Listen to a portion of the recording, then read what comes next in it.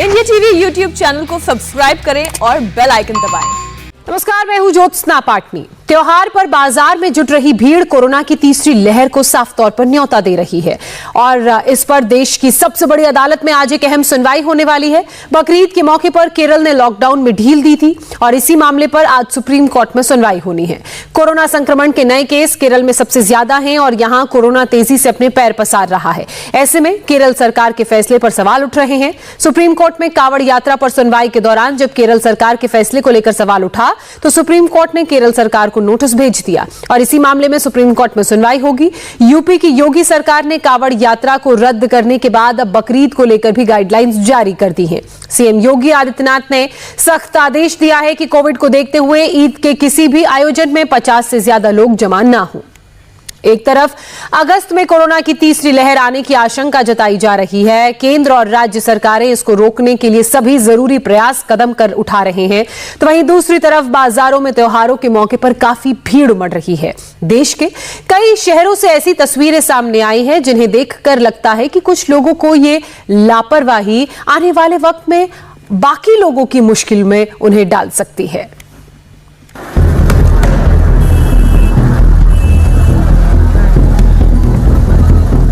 बाजारों में उमड़ी ये भीड़ आने वाले वक्त में बड़े खतरे का अलार्म है। बकरीद से पहले देश के अलग अलग शहरों में इन दिनों इसी तरह लोगों की भीड़ जुट रही है।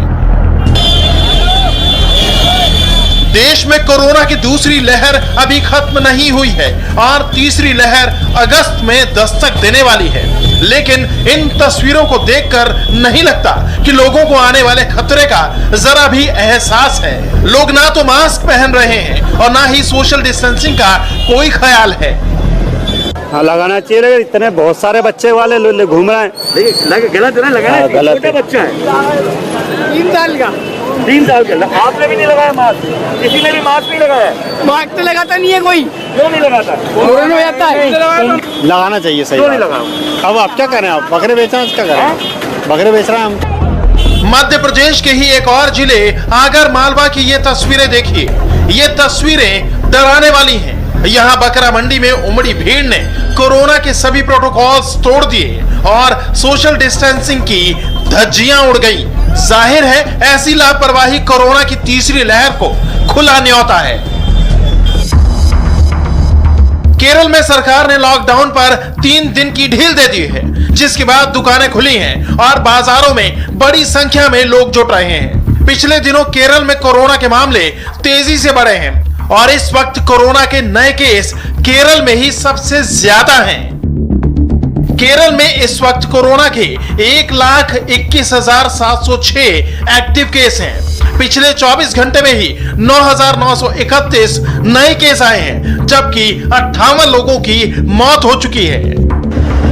इसके बावजूद बकरीद पर राज्य सरकार और लोगों की ये लापरवाही कई सवाल खड़े करती है। श्रीनगर में बकरीद के मौके पर भीड़ जमा ना हो, इसके लिए प्रशासन ने लॉकडाउन लगा दिया है। इसके बावजूद बाजारों में भीड़ जुटना कम नहीं हो रहा।